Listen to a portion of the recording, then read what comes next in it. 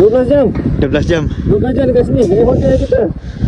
Misi aku kali ini adalah untuk naik kereta api terpanjang dan antara yang paling berbahaya di dunia merentasi Sahara, iaitu Iron Ore Train di Mauritania. Aku bermalam ke atas Iron Ore Train ni hampir 13 jam. Tak dapat tidur semalaman, bergaduh dengan kesejukan gurun Sahara. Finally aku nampak sinar harapan, iaitu sinar matahari pagi. Jom sama 4-4. Aku perasan train ni dah mula kurangkan speed, menandakan tak lama lagi aku akan sampai ke destinasi terakhir, iaitu Nouadhibou. Sunrise waktu ni masih sama-sama, tapi momen ni lah yang aku duduk tertunggu-tunggu, tak nak miss. Aku nak sangat tengok sunrise Sahara dari atas Iron Ore Train ni. Korang, jomlah tengok sunrise ni sama-sama jap. Bila dah mula ada cahaya, barulah aku nampak macam mana keadaan tempat aku bermalam. Mana taknya, malam masa aku naik tu pitch black, cuma harapkan lampu headlamp je, tak nampak apa. Sekarang baru nampak. Masa ni aku tercari-cari kat manalah member aku, MC Muhammad. Sekali sepandang macam tak ada. Rupanya menyorok tidur belakang beg anti-mona Iron Ore. Elak dari camparan angin. Nasib baik tak tercicir tengah jalan. By the way, bukan semua orang nak pergi tempat macam ni and buat benda mengepek macam ni. Bak kata Mak Saleh, I ride an Iron Ore train for 13 hours for this view, so you don't have to. Habuk besi ganas yang terbang dari gerabak depan tu dah jauh berkurang sebab train dah mula slow. Kalau tak, aku yang pakai Google ni pun dah buka mata berseksa.